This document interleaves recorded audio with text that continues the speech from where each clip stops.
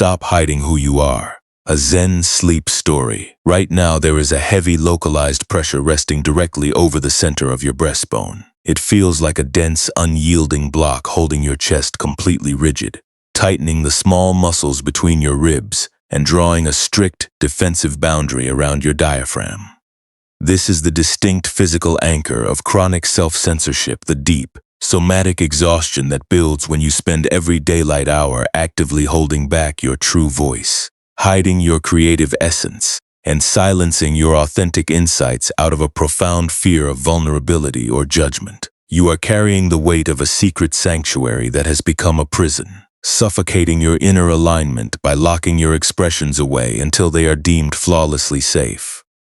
The mind is operating at a tense velocity even now, replaying moments where you chose silence over exposure, treating your raw vulnerability as a fragile asset that must be guarded behind thick walls before you are allowed to rest. The quiet shelter of your room is adjusting to the freezing winter evening, offering a grounded, dark sanctuary where the ceaseless momentum of your self-protection can be allowed to coast to a complete halt. Outside, a sharp wind is whistling through the high shingle eaves of the valley buildings, while a thin, crisp alpine air seals the mountain trails in an unhurried stillness that requires no active defense from the timber. Inside, the deep, comforting aroma of roasted linseeds rises softly from the floorboards near the corner, blending naturally with the cold, faint scent of hardened winter beeswax stored in a small stone dish. The low, amber glow of a single oil wick burning in a shallow slate bowl casts long, motionless shadows across the rough-sawn wood wall panels, while the thick, tightly woven mat beneath your shoulder blades absorbs the heavy pressure of your upper frame. The unrefined, cool texture of the raw linen sheets beneath your neck begins to draw the residual, nervous heat away from your skin, gently inviting the tight muscles of your sternum to drop their defensive brace. If it feels right, take a slow breath, letting the full weight of your chest sink back into the stable center of the bedding, allowing the complex protections of your public persona to remain completely unmonitored in the dark. You are not broken, dear friend. What you are tracking in this heavy, localized pressure resting directly over the center of your breastbone is not a personal failure, nor is it a sign that you have permanently lost your courage because you have chosen to hide your true thoughts to survive a critical environment. The profound stagnation you carry tonight is a wise, natural message, a stark physical indication that your system has simply grown weary of treating its inner voice as an emergency that must be permanently locked away. Tonight, we will not force the mind to be silent, and we will not demand that you immediately locate the strength to expose your hidden creative work before you are permitted to sleep. You do not have to solve your whole life tonight, and you do not need to figure out how to speak your absolute truth before your chest is allowed to let go of its tightness. Right now, nothing is required of you now, and you are safe enough to soften. There is a profound, liberating paradox within the heart of Buddhist insight that speaks directly to this exhaustion of self-censorship through a surprising, unyielding truth. We live under the persistent illusion that our emotional safety is achieved through containment, believing that if we can only seal our original essence away from the critical eyes of the world, we will finally protect our worth from being marred. We treat our inner world as a precious oil that must be locked in a dark room to preserve its purity.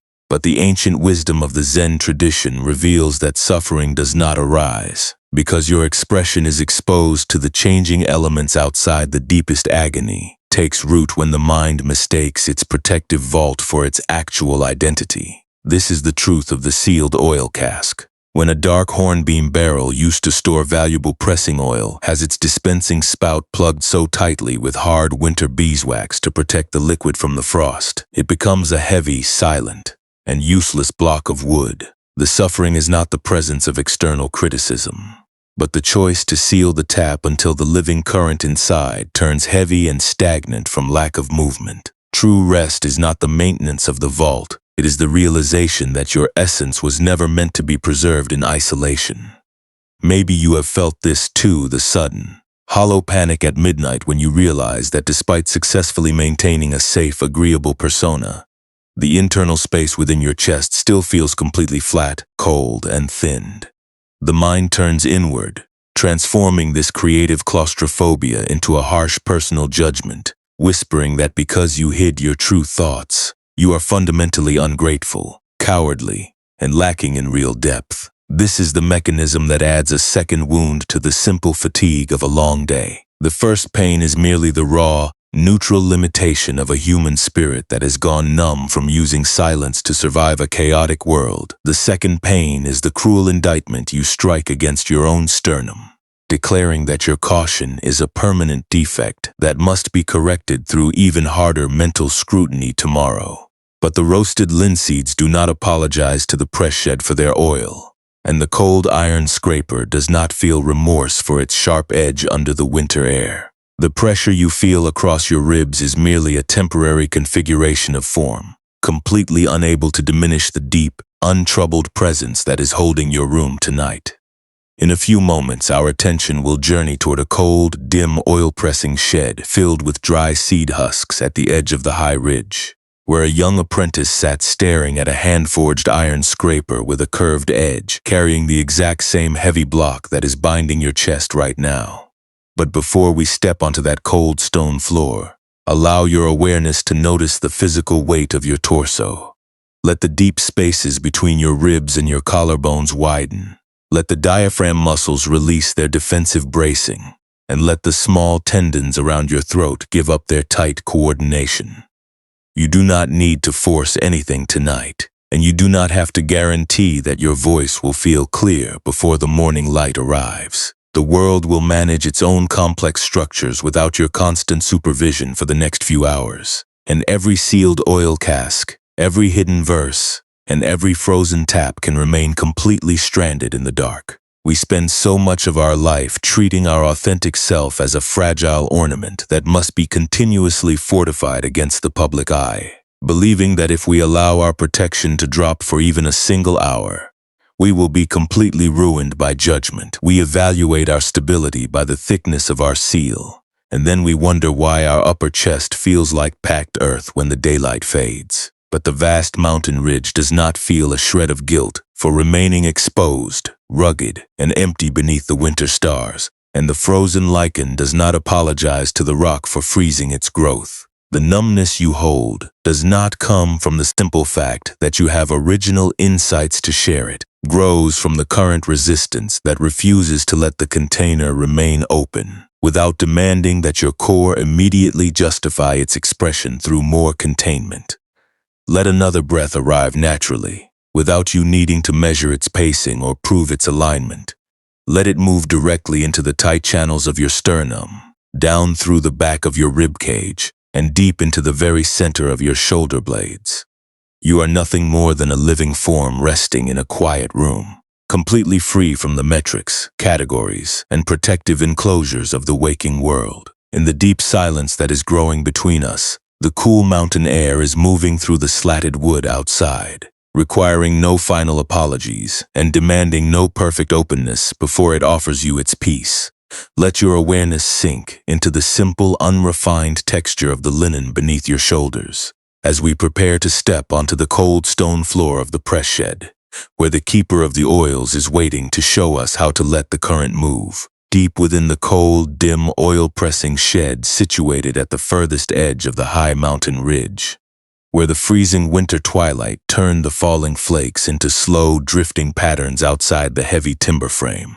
The air remained filled with the rich, toasty aroma of dry seed husks.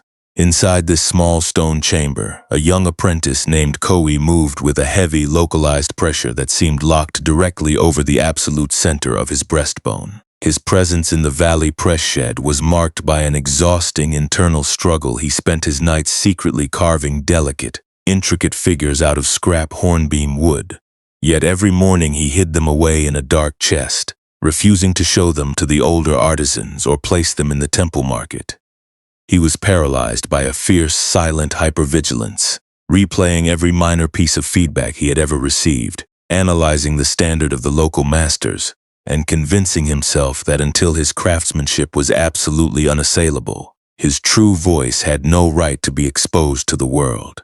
Every evening, even after the massive wooden press beam had been secured for the night, Koji's chest held the rigid structural tightness of a system that had chosen permanent self-censorship as its primary fortress. He treated his authentic creative expressions not as a living current to be shared, but as a dangerous vulnerability that had to be locked in a dark room to keep his dignity from being marred by judgment. He filled his thoughts with complex mental rules, parsing the anatomy of the town's criticisms, until his breath stayed confined to the thinned channels of his throat.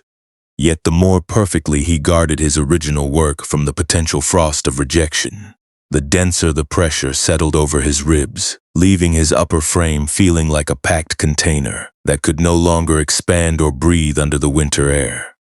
The keeper of the high-altitude press was Elder Tesson, an old master whose palms were split and stained dark by the tannin of seasoned wood, and whose slow, deliberate movements held the complete, unhurried depth of the alpine forest. Tesson did not offer elaborate artistic theories or deliver long lectures to the apprentices who worked the seed bins, choosing instead to spend his twilights inspecting the storage racks or cleaning the pressing plates with a hand-forged iron scraper. He had been quietly tracking the progressive hardening of Koji's posture, observing how the young man carried his torso with a stiff, guarded leverage, and how his breathing remained shallow and defensive whenever someone approached his workspace. On an evening when the mountain gale began to seal the high roofs in an unmoving vault of frost, leaving the interior shed wrapped in a deep amber stillness, Tesson invited the apprentice to sit near the central hearthstone. The room was profoundly silent,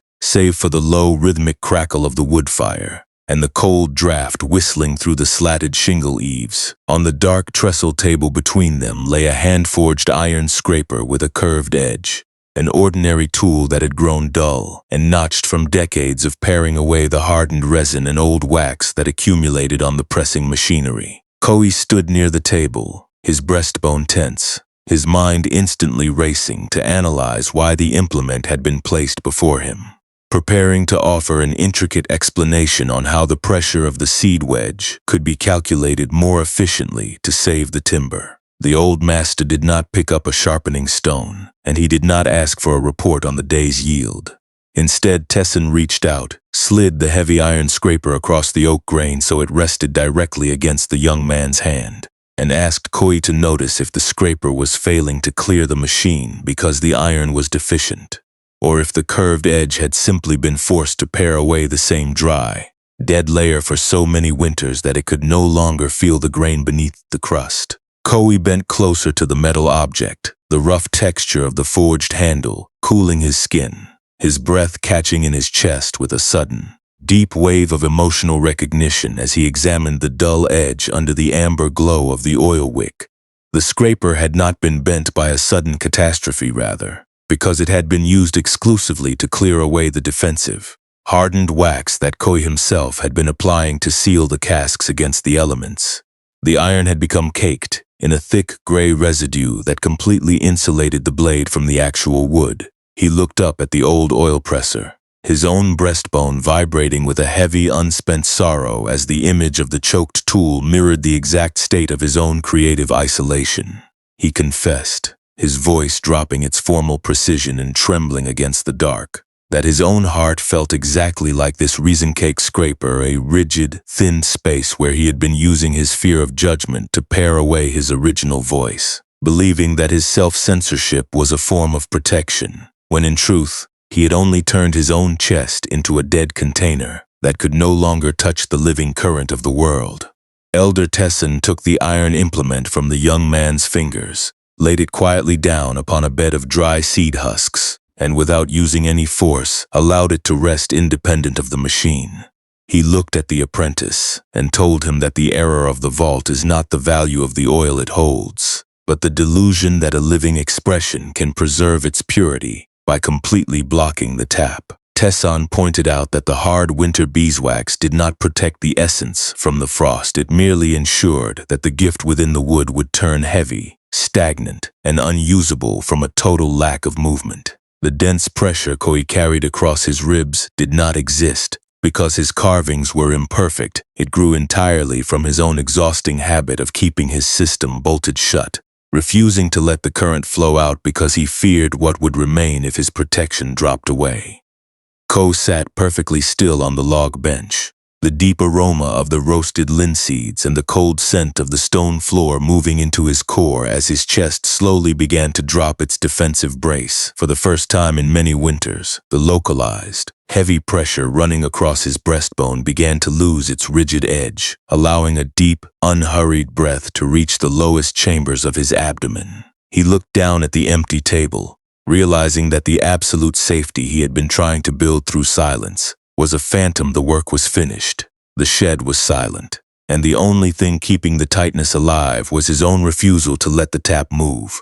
Slowly, the heavy, unhurried stillness of that cold press shed moves into the quiet arena of your own room tonight, letting the image of the resting iron mirror the exact condition of your own over-fortified mind. You have been lying awake, counting the rules of your sanctuary, measuring the depth of the sharp restriction inside your breastbone, and letting the fear of vulnerability convince you that your expression is only safe when it is completely enclosed. You have believed that because you cannot guarantee the approval of the valley outside, you must permanently freeze your potential within a dead routine. But the deep, unmeasured baseline of your true nature remains completely uncompromised, entirely separate from the walls that have confined your spirit. Let the scraper rest on the table, allowing your awareness to settle into the wide, unburdened depth of this single hour. This reflection on the hand-forged iron scraper and the silent hearth stone is not telling us to discard our natural sensitivity to the people around us, nor is it asking us to become cold, indifferent entities who do not care about creating meaningful bonds or sharing the gifts of our inner world. It is not an invitation to force ourselves into an artificial state of complete detachment, where we pretend that a harsh critique or the fear of being misunderstood does not leave a genuine, heavy pressure directly over our breastbone and the small muscles between our ribs. Instead, it is showing us something much quieter, a gentle shift in our internal orientation that allows us to walk through the world without transforming our chest into a perpetual vault of hidden treasures. The persistent, localized heaviness that locks the center of your torso tonight does not exist simply because you live among critical or unpredictable people. The deepest suffering takes root when the intellect insists on treating every original impulse as a danger that must be calculated and locked away before you are permitted to feel safe in your own presence. When we look at this habit of constant creative self-censorship through the simple, direct lens of Buddhist insight, we see that what we often call attachment is actually that stubborn, defensive tightening that declares, "Until I can guarantee that my true voice will be met with absolute praise, my system is forbidden to drop its guard." It is the exhausting habit of using total silence as a false shield against vulnerability, desperately trying to analyze the hidden standards of those around you, just to outrun the raw risk of being judged insufficient. We treat our inner essence as if it were a fragile oil that must be protected from the winter air. And when the day leaves us flat, we believe our capacity for real expression has been permanently parched. This is the modern reality of craving. It is the frantic late-night looping that keeps us mentally sealing the tap of our true thoughts, hoping that one more layer of defensive wax will finally grant us the right to rest. But an iron scraper caked in a thick gray residue of its own defensive layers cannot touch the clean wood beneath the crust, no matter how many times you replay your caution in the dark. The pressing at the machinery has already ended. The linseed sacks have been tied up for the night. The valley has settled into the indigo shadows. When we lie awake burning our remaining vital energy to maintain these heavy mental walls, we are participating in a quiet internal process that adds a second wound to the first. The first wound is simply the raw, neutral impact of being an authentic creature in a complex world, the natural fatigue of navigating an ambiguous glance, a harsh piece of feedback, or an unreturned gesture of vulnerability. These occurrences are genuinely heavy, but they belong to the basic, unpreventable weather of our daily reality. The second wound, however, is the one we strike against our own sternum when our thoughts turn inward and declare, "Because you hid your true self and stayed silent, you are fundamentally ungrateful, cowardly, and broken." Let this quiet realization sit directly next to the heavy pressure resting over your chest right now. Consider what happens when we replace that desperate desire for social safety with simple, spacious awareness. This quality of mind is not a complex academic discipline that you must master before your ribs are permitted to soften. It is simply the capacity to look directly at the parched landscape of your inner worries without allowing that dryness to dictate the depth of your current breath. It is the ability to observe the rigid restriction behind your breastbone, to label it gently as the old habit of treating life as a dark storage box, and to recognize that the stagnation belongs entirely to the wax seal, not to the wide, unlined presence that is holding you tonight. When you allow the tool to rest on its bed of seed husks without continuously testing it against your value, you stop feeding the analytical frost that keeps your system raw. You let the day exist in the past while you remain open in the present room. Impermanence, when translated into the immediate texture of your evening rest, becomes an immense sanctuary for an overworked spirit. It acts as a gentle reminder that the monumental weight of other people's assumed judgments is not a solid, eternal block trapped inside your soul. That grand collection of rules and criticisms was a temporary configuration of thoughts that belonged to a specific hour. It has no physical power to reach into the dark and diminish the deep, untroubled presence that is watching it tonight. The body lying in this bed is entirely separate from those analytical calculations, its chest capable of dropping into a clean, ancient rhythm that has never been restricted by the boundaries of a protective seal. You do not have to force your current muscles to maintain a defensive freeze just to protect an intellectual vault that has already returned to the silence of the oil shed. True letting go does not mean you stop valuing the creative gifts in your heart, or that you pretend your caution does not feel heavy. It means you stop using the thickness of your armor as a metric to determine whether you are permitted to take a full, unhurried breath in the dark. It means you acknowledge the caked, thinned channels of your past effort to hide. Look at the dry resin with a soft, non-judgmental eye, and then allow the container to rest where it wills, without demanding that your voice become perfectly flawless before you are allowed to sleep. When you drop the expectation that your life must always hold an intact display of absolute protection for the world to see, you discover that true compassion is the willingness to stand in your own empty center and hold your vulnerable frame with a tenderness that requires no external validation.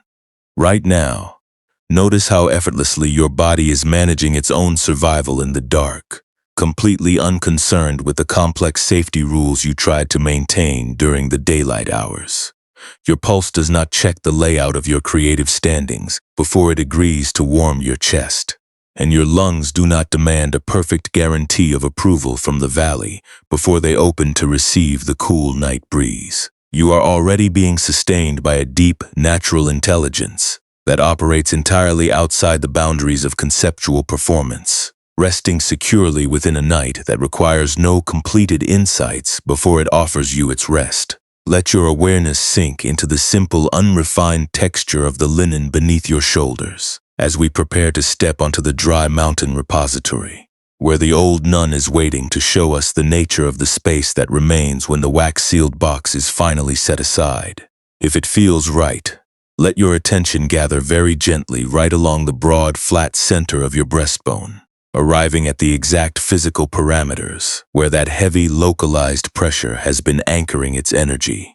There is no need to actively push the memory of your hidden thoughts away, and there is no requirement to make your mind completely quiet by force. Simply notice the physical texture of the restriction, observing the stubborn, unyielding block behind your ribs as if you were merely looking at a hand-forged iron scraper resting on a bed of dry seed husks, without any urgency to sharpen the blade or force the machinery to instantly empty its contents. As you rest here in the deep indigo-shadowed stillness of the late evening hour, perhaps you can invite a slow wave of softening to move through the deep muscles of your torso, your collarbones, and the lowest chambers of your lungs. Let the small, rigid fibers surrounding your upper chest drop their protective brace, allowing the belly to expand slightly open naturally. And let your lower stomach feel wide, as if it were dissolving into the dry, cedar-lined, pressed beneath your frame. There is no pressure to achieve a sudden state of profound emotional healing in this moment, and even just noticing that your internal muscles still feel tight, guarded, or full of dry friction is entirely enough. You are simply taking stock of your own internal landscape, acknowledging where the mind has been applying its gray resin against the vast uncertainty of an unfortified space. Right now, let the specific memory of that self-censored interaction float up into your awareness, perhaps the exact moment where you chose silence over exposure, the exhaustion of watching your protective rules multiply without a guarantee, or the general, heavy worry that you will be permanently cut off from safety if anyone sees the unshielded space in your creative work. Do not try to analyze the validity of the past caution, and do not try to fix the social record of the day that has gone. Instead, just name the emotional pattern that is currently tightening across your ribs. You might say to yourself, very quietly, this is the habit of sealing the spout, or this is the old analytical frost trying to freeze the open tap. Just by naming it, you are stepping out of the dark, urgent internal laboratory and standing beside Elder Tessin on the cold stone floor, looking at the caked tool from a place of unhurried safety. Imagine that your remaining worries about judgment are like that heavy, unpolished iron scraper, its natural capacity having become hardened and unyielding from hours of continuous, dry hypervigilance. Look at its curved edge in your mind's eye. See how many times your thoughts have gripped that rough handle today, fixing your sight entirely upon the spent definition, letting that dark restriction convince you that your true voice has been permanently parched. In this quiet space, if it feels comfortable, imagine taking that heavy, burning need to secure a conceptual certainty, that persistent wish to hide your natural vulnerability beneath a mountain of approval, and allowing it to rest quietly inside the hollow, dark vault of the container.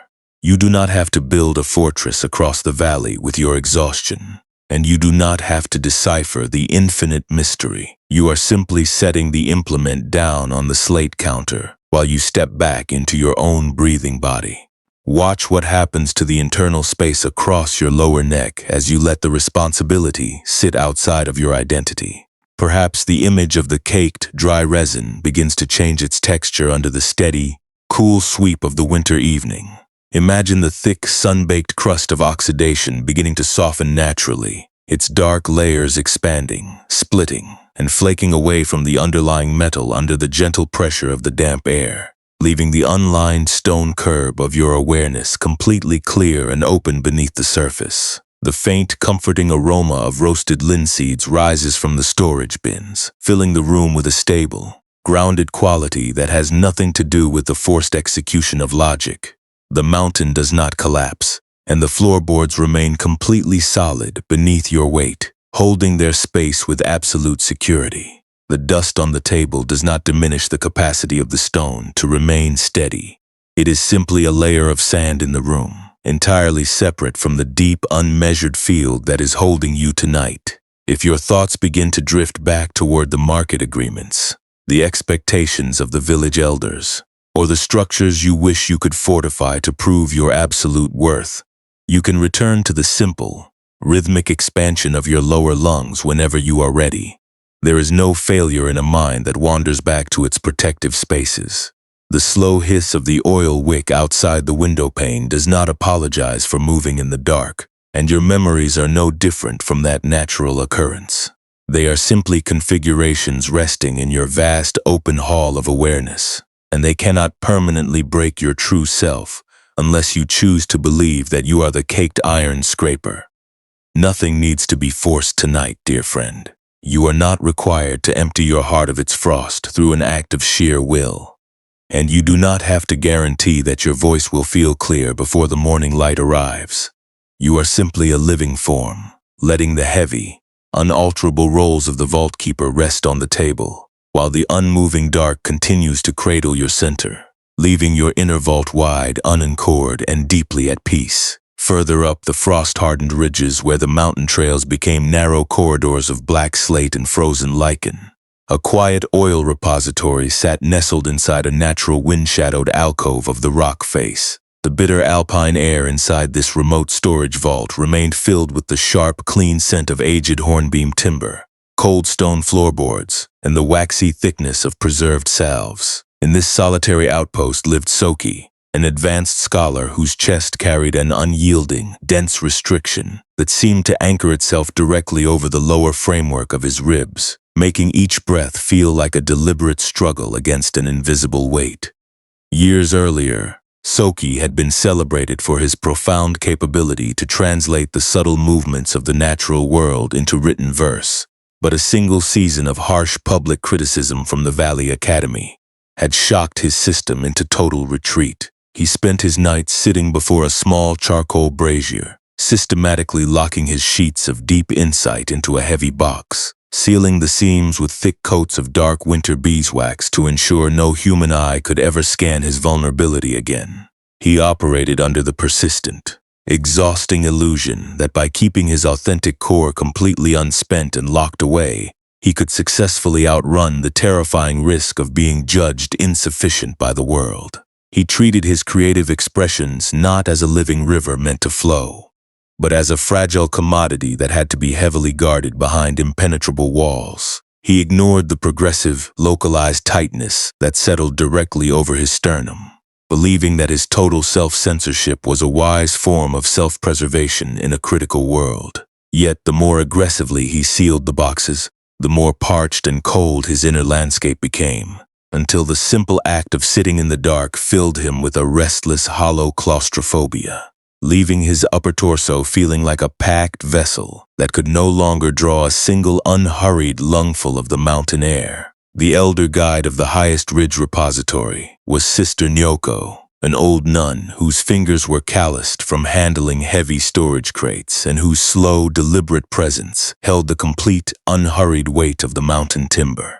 Noko did not offer abstract intellectual theories or deliver formal lectures to the students who journeyed to the vaults, choosing instead to spend her twilights sorting old jars or clearing the storage shelves with a damp wool cloth. She had been quietly tracking the progressive freezing of Soki's movements, observing how he carried his chest with a rigid, defensive brace, and how his voice remained thin, guarded, and small whenever someone asked him to read the old records.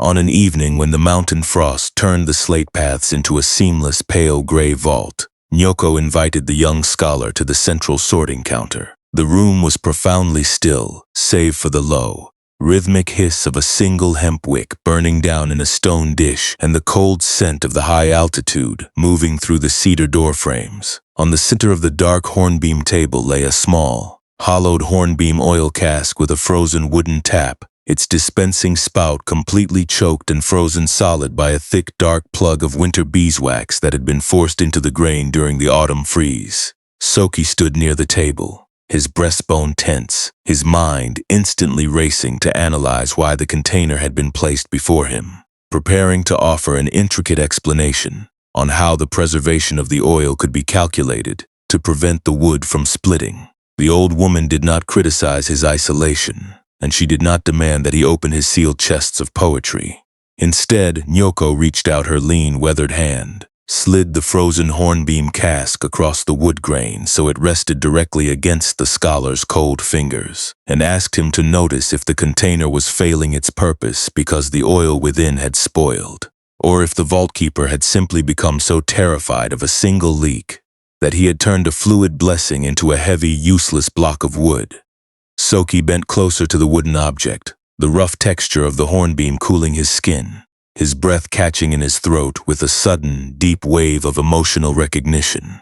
As he examined the choke tap under the amber light of the wick, the cask had not been broken by a recent impact, rather, because the dispensing spout had been plugged so tightly with hard wax to shield the contents from the changing elements. The fluid within had become completely stagnant, unable to flow or offer its warmth to the temple lamps below. He looked up at the old nun, his own breastbone vibrating with an immense unspent sorrow as the image of the frozen spout mirrored the exact condition of his own creative isolation. He realized that his own mind felt exactly like this wax-choked cask, a rigid, thin space where he had been using his fear of criticism to block his authentic voice. believing that his self-censorship was a form of protection, when in truth, he had only turned his own chest into a dead container that could no longer touch the living current of the world. Sister Nyoko did not offer an immediate formula to dissolve the wax, and she did not promise that his verses would be loved by the Valley Academy if he chose to write again. Instead, she placed her hand lightly over his stiff forearm, and with a quiet, unhurried pressure, guided him to make one small, profound shift in his relationship with reality, not to achieve a state of instant, magical perfection, but to simply sit at the cedar counter with the frozen cask, choosing to stop the habit of treating every fearful thought as the absolute truth of his identity. Soki stood perfectly still on the stone floor, his shoulders slowly dropping an inch away from his ears as he took a single, slow breath before his mind could construct another diagnosis of failure, choosing to sit quietly with the uncertainty of the unmeasured hour. He did not magically open every box in that single moment, and his chest did not instantly lose its localized tightness. But he chose to stop the desperate struggle to carve a perfect defense into his own bones. He allowed the plain, choked hornbeam cask to remain cold in his lap without needing to force an immediate clearing of the tap, recognizing that the fluid essence within was still fully intact, completely whole, and entirely separate from the wax that had blocked its movement. He stopped treating his self-criticism as a permanent command, uncurling his fingers and allowing his lower ribs to expand naturally, letting the night wind move through the slatted eaves without demanding that his expression be flawless before he was permitted to rest. This was the subtle transformation, a quiet, grounding realization that the traveler remains safe and whole whether the mind possesses a perfect standard of validation or sits in total obscurity, resting securely within a wide, unmeasured presence that requires no external approval to stay complete. As the midnight darkness settled over the highest ridge pharmacy, the heavy pressure along his breastbone began to lose its rigid edge, letting his awareness return to the simple, stable reality of the ground beneath his frame. He recognized that his true nature was not the perfect calculation he had been striving so fiercely to preserve, but the enduring space of the repository itself, which could hold the timber, the frost, and the locked boxes without ever being diminished by the weight of the seal. When we turn our attention directly into the heavy, localized pressure currently anchoring itself over the middle of your breastbone, we begin to decode the precise emotional machinery that transforms the raw vulnerability of human interaction into a heavy internal isolation. We frequently live under the illusion that this feeling of being creatively parched or emotionally restricted is a permanent defect caused by an unsupportive environment or the critical eye of the Valley Academy.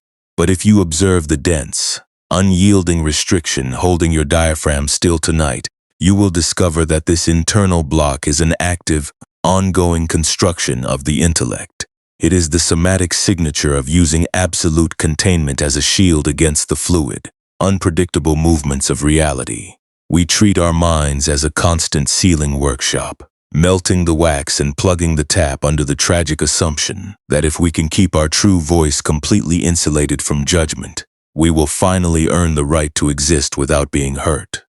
This habitual reliance on self-censorship is a deeply rooted form of resistance against the natural uncertainty of a shared life. When an unexpected shift occurs, perhaps a sudden misunderstanding with a companion, the realization that your authentic expression does not fit the expectations of your peers, or the quiet dread of facing an empty space without a mask, the mind experiences a profound sense of threat. Instead of allowing the raw, cold texture of that vulnerability to pass through the system, the intellect steps forward to take command, working at an immense frantic velocity to categorize and calculate the danger. We rehearse the future, we replay the past, and we construct elaborate defensive arguments, operating under the belief that keeping our inner life locked in a dark room is the only true way to prevent rejection. But this constant restriction acts exactly like the thick coats of dark winter beeswax forced repeatedly into the grain of the hornbeam. Cask it turns a fluid, living blessing into a heavy, silent, and useless block of wood, leaving the chest locked in a rigid grip, while the vibrant clarity of your original nature turns stagnant beneath the seal. This is the exact point where we can begin to separate the original weight of existence from the elaborate psychological structures the mind builds on top of it. Simple Buddhist wisdom approaches this dilemma by making a direct, compassionate distinction between the first pain and the second pain. The first pain is merely the raw, neutral impact of being a sensitive, creative creature in a world constructed out of changing forms, temporary alignments, and natural human boundaries. It is the sudden arrival of an unreturned gesture. It is the raw sensation of realizing your deepest insights have been met with total silence. It is the simple, unavoidable sorrow that occurs when a personal connection runs out of generative space. These occurrences are genuinely heavy, yes, but they belong to the basic, unpreventable weather of a dynamic life. We cannot control the arrival of the first pain, for the freezing frost on the highest ridge does not ask the permission of the repository before it chills the wood of the casks. The true torment begins when our thoughts take that first pain and knead it into a permanent moral identity, actively constructing the second pain out of our own resistance. The second pain is the elaborate mental trial we host right along our sternum and rib joints, where we translate a temporary pocket of creative isolation into a definitive commentary on our absolute value. We do not simply notice that we are feeling tired or guarded. The mind turns inward and whispers, "Because you hid your true self and stayed silent, you are fundamentally cowardly, ungrateful, and permanently banned from true liberation." We do not just navigate an intense period of transition, our thoughts declare.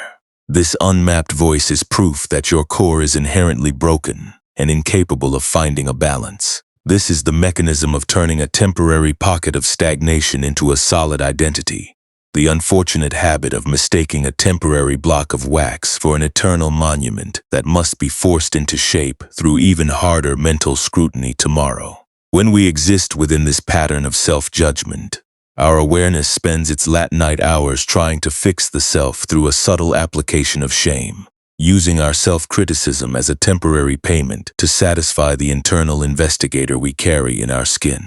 We believe that keeping the inner dialogue sharp, critical, and restrictive is a form of protection, that if we keep the box bolted shut, we will somehow force ourselves to remain safely unassailable tomorrow. We develop an insatiable need for conceptual approval, trying to decipher the hidden motives of friends and family to prevent the sudden sting of conflict. But trying to heal your exhausted spirit through the accumulation of mental categories is like trying to preserve a wooden tap. By cutting the notches deeper into the frozen wood, the markings remain trapped in a blurry line, waiting to restrict your natural breathing the moment the amber light fades. True inner transformation does not manifest because you have finally forced every single relationship of your life to become perfectly predictable through an act of sheer will. It begins with the radical, quiet realization that peace is not the absence of difficulty. It is an entirely different relationship with the difficulty itself. It is the willingness to sit by the cedar counter without immediately picking up the iron file to strike your own chest. When you allow the reality of the unmeasured hour to exist without transforming it into an absolute verdict on your soul, you are stopping the second pain before it can plant its roots in your body. You are choosing to sit quietly among the crushed juniper needles in the dark, letting the plain timber cask remain unnotched in your lap and letting the inner room be vast, without needing to apologize to the universe for the lack of perfect clarity running through your foundation. As you let the bed support the heavy framework of your spine right now, notice how the desperate urge to possess a perfect explanation begins to lose its grip when it is met with simple, non-judgmental presence. You do not have to settle the record of your entire social standing or personal history before the night ends, and you do not need to guarantee that your path will be fully balanced by tomorrow morning. The path toward inner freedom does not ask you to become a magically perfect machine that never experiences the sting of doubt or isolation. It simply requires the very small, very steady discipline of noticing the heavy pressure along your breastbone, naming it as the old defensive pretense, and refusing to give its declarations the authority of truth. You are the vast, silent repository that holds both the raw timber and the quiet grease lamp. You are not the frozen tap that is currently resting in the dark. In a moment, this gentle insight will move even closer to the small, ordinary triggers of your modern life, showing us how to carry this soft hand into the waking world without guilt. But for now, let your attention sink down into the quiet, unmoving center of your upper frame. Let your ribs and your neck muscles expand outward on their own natural rhythm, taking up all the space they require in the indigo shadows, completely free from the narrow metrics of conceptual performance. You are safe enough to drop the protective armor right here, leaving your spirit as unmapped, smooth, and supportive as the unnotched wood before the first line of calculation was ever forced into its surface. Now let this quiet understanding step softly across the centuries, moving out of the silent mountain repository and directly into the small electric friction of your ordinary evening. The hand-forged iron scraper and the wax-sealed hornbeam cask we have been exploring are not abstract concepts designed to live only within an old wilderness archive. They are the exact configurations of energy you hold down in your breastbone and your deep rib joints when you lie awake at midnight, staring at the blank screen of your phone, waiting for a text message or an analytical answer that might validate your choices or offer a temporary reassurance that you have not permanently failed the metric of human alignment. We live so much of our modern lives inside this structural hypervigilance, repeatedly checking our devices for an external confirmation of our safety, replaying a minor professional mistake or an unclassified interaction, as if the sheer force of our anxiety could somehow rewrite the reality of our day. We perform the role of the unshakable guide during the daylight hours, smiling warmly while feeling an immense, heavy thickness inside our chest, carrying the constant worry that we are fundamentally falling behind our peers, or that our true, unadorned self is simply not enough to sustain our place in the valley. You can begin to transform this exhausting mechanism right in the middle of the very moments that cause your breathing to shallow, recognizing that peace is not an allure-nothing victory, but a quality practiced in the smallest, most unexceptional slivers of the day. When you find yourself caught in the frantic urge to control a relationship, check your notifications for reassurance, or fear the absolute uncertainty of the future, you are fully permitted to pause. A single slow breath taken before you offer an answer or look at your screen is a profound form of wisdom. It is a quiet, somatic realization that not every self-critical thought deserves your immediate obedience, and not every heavy feeling is an absolute command that must be followed into a Latinite internal courtroom. You can care deeply about the people in your life without gripping the heavy timber cask so tightly that you tear the skin of your own spirit. You are simply stepping out into the wide room of your own presence, letting the dusty residue of your daily interactions pass over your mind without allowing it to compromise the permanent, load-bearing foundation of your true stone frame. Perhaps you have spent years operating under the hidden law that your right to rest must be bought with a continuous display of flawless execution, and that wanting to let your eyes close while your inner schedule remains unresolved is a form of guilt-ridden failure. We treat our rest as a luxury that must be earned through absolute competence, fearing that if we stop carrying the weight of the logs or analyzing our vulnerability, we will be left completely exposed in the dark. But the seasoned cedar does not feel a shred of remorse for holding only an unladen chassis, and the raw granite stones do not apologize to the ridge for letting their basin remain empty under the fog.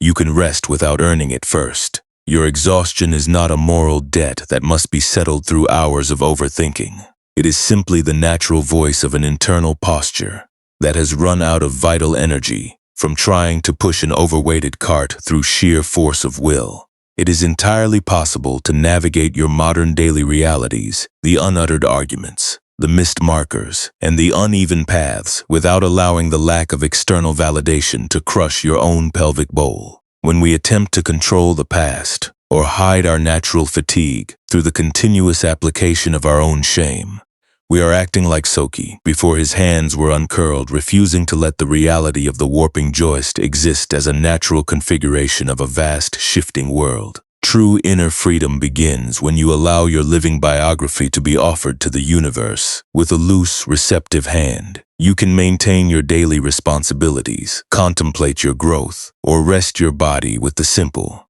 unforced presence of raw timber, letting the surface pattern exist without demanding that it match a standard of absolute perfection.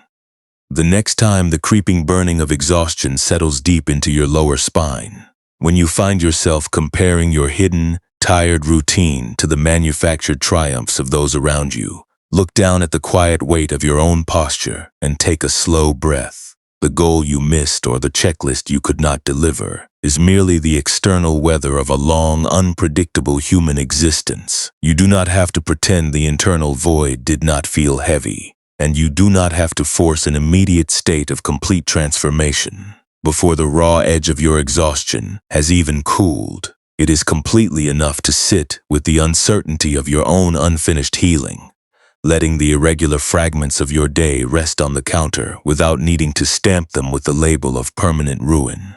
In a few moments, the remaining definitions and standards of the daylight hours will dissolve entirely into the dark, leaving nothing but the vast, protective space of this midnight room. As your limbs prepare to surrender their final defensive postures, release the illusion that you must secure every single boundary of your public identity before you are permitted to let your wrists relax. The expectations of the day carry no authority in this quiet sanctuary, and the unresolved demands can remain suspended in the cool mist outside your window. Let your attention drop back down into the steady, unhandled rise and fall of your lower lungs, knowing that the load-bearing substance of your true nature is already fully intact, completely wide, and entirely at peace. The dark hour has fully arrived now, and the quiet gravity of the night is settling over your bed like the thick, unmoving frost that holds the upper ridge alcoves in absolute stillness. Every single effort you made today, every tireless measurement you tried to build beneath your breastbone, and every anxious reach for approval has dropped its momentum, dissolving into the silence of this indigo-shadowed room. The heavy, unalterable expectations of the distant market valley are no longer pulling at your rib joints. They have slid away, falling through the floorboards into the damp earth, leaving your internal repository completely empty, spacious, and calm. Your chest and your deep shoulder blades are sinking a fraction of an inch deeper into the surface beneath you, as if the unlined timber of your true nature were finally remembering its relationship with the steady, load-bearing foundation of the mountain bedrock. Let your breathing become very small, very quiet, and entirely effortless. There is absolutely no need to regulate the air as it moves down through your chest cage. The body knows how to expand and soften on its own time, like the slow, steady movement of the winter wind passing directly through the slatted cedar walls of the repository shed. With every long, unheard release of breath, the distinct, localized restriction that you held across your sternum is letting go of its grip. The discordant lines of your uncompleted creative calculations are no longer being tracked or verified by an internal investigator. The hand-forged iron scrapers have been laid down on the slate counter. The wax-sealed hornbeam casks are resting in the shade, and the critical analytical voices have completely vanished beneath a blanket of silent, protective dark. You have permission to stop solving your life for tonight. The sealed oil casks, the frozen wooden taps, and the safety formulas for tomorrow do not require your active parsing while the high ridge is cold. They can remain suspended in the shadows outside your window pane, completely separate from the living form that is resting here in the quiet. You are under no obligation to repair your entire personal history before your eyes are allowed to close. You are permitted to be unwritten, unmeasured, and completely finished with the labor, resting within the safe sanctuary of an uncompromised night that asks for no conceptual performance before it offers you its blanket of rest. The teaching of the smooth, unmarked timber is settling deep into the marrow of your bones now, filling the heavy spaces across your chest with an Alanol enveloping tenderness. You are returning home to the pristine silence that was always waiting beneath your desire to secure the perfect container, the vast, unmeasured awareness that cannot be locked because it belongs to the raw, uncarved landscape of your own presence. Let the universe carry its own silent turning for the next few hours, while your spirit drifts further away from the language of endless tracking and self-censorship. Your upper frame is loose. Your core is heavy like a dark slab of slate resting in the frost. and the still rhythm of the evening is cradling your weary body as you prepare to slide away into a deep, peaceful, and dreamless sleep. What if the truest presence you carry is not the precious liquid you try so hard to protect behind the seal, but the absolute stillness of the vast dark valley floor resting completely empty beneath a windless midnight sky? The vast, unmeasured valley floor does not ask the falling snow to justify its landing, nor does it require a perfectly crafted blueprint of tomorrow's expressions to maintain its ancient silent weight. It simply stays open, a broad expanse of unmonitored existence, allowing the cool alpine drafts to pass over its surface without trying to arrest the movement of a single passing shadow. All the residual, heavy static that accumulated over your breastbone during the long hours of filtering your words, holding back your insights, and hiding your true nature behind defensive armor is losing its density, dissolving into the wide, cold simplicity of this midnight hour. The internal vault keeper that keeps your ribs rigid is running out of materials to store, because there is no audience left to appease, no standard of perfection to meet, and no dynamic law that demands your spirit remain hidden to stay safe. You are simply here, a living form breathing in the darkness, completely separate from the public masks, protective rules, and structural hesitations you carried during the day. When we observe this heavy chest restriction through a quiet and unhurried presence, we discover that true sanctuary is not a reward earned by successfully sealing yourself away from the risk of judgment. It is the radical, simple freedom of changing your relationship with your own vulnerability, allowing the tap to sit open without transforming the unexpressed spaces of your life into a harsh personal judgment. The intellect creates the second wound when it takes the raw, neutral fatigue of feeling unseen and wraps it in a narrative of systemic inadequacy, whispering that you must continuously thicken your wax seals to protect your dignity from the world. But the high mountain alcove does not count the grains of frost that touch the hornbeam panels, and the rough stone walls do not ask for a validation tally before they agree to shelter the repository through the cold night. You are fully permitted to be unedited. You are allowed to let the defensive scraper rest without believing that your inner current has been permanently ruined by a moment of caution. Think of how much vital energy has been spent in the late night hours trying to build an unassailable persona, replaying the moments where you chose safety over authentic expression, or trying to guarantee that your true thoughts will be perfectly received when the light returns.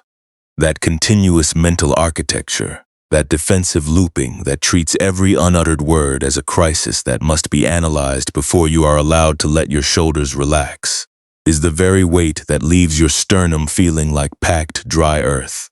But tonight, the high ridges are still, and the press shed is quiet. The insight you held back, or the vulnerability you chose to hide, is merely a temporary configuration in a long, unpredictable human journey, entirely unable to alter the profound, load-bearing awareness that is holding your torso right now. You do not have to finish clearing the tap to be worthy of this hour, and you do not need to feel completely validated by the valley before you allow your breath to drop into its natural baseline.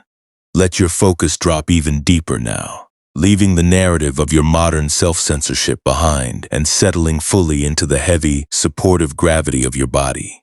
Feel the quiet mass of your chest as it gives its entire weight to the mattress, completely sustained by a deep, natural intelligence that operates entirely outside the boundaries of conceptual performance. The old hornbeam casks have held their ground through countless winter freezes without needing to justify their existence through a single drop of production, and your system is fully capable of resting in that exact same unlit security tonight. Every digital notification, every delayed text, and every expectation of absolute compliance can remain suspended in the cool mist outside, completely powerless to reach into this dark sanctuary. The movement of your breath is becoming so slow, so quiet, and so effortless that it feels like nothing more than the faint rhythmic rustle of dry wood husks settling in the corner when the press beam has stopped its work. There is no longer any boundary between the immense, dark space of the valley and the stillness that is expanding within the framework of your ribs.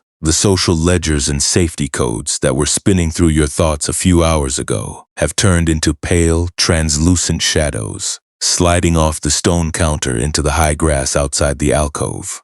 You are returning to the native, untroubled sanctuary that existed long before you ever learned to treat your authenticity as a dangerous vulnerability. The silent, unpolished room where you are already wide, already safe, and already deeply at peace. Let the final protections and calculations of the day fall away into the darkness, leaving your spirit as unmapped, smooth, and silent as the unnotched wood before the first line of division was ever forced into its surface. There are no expectations to satisfy, no interaction tallies to maintain, and no versions of your capacity to defend in this beautiful protective room. The world will manage its own weights without your active pull for the next few hours, and the morning will bring its own sky when the light is ready.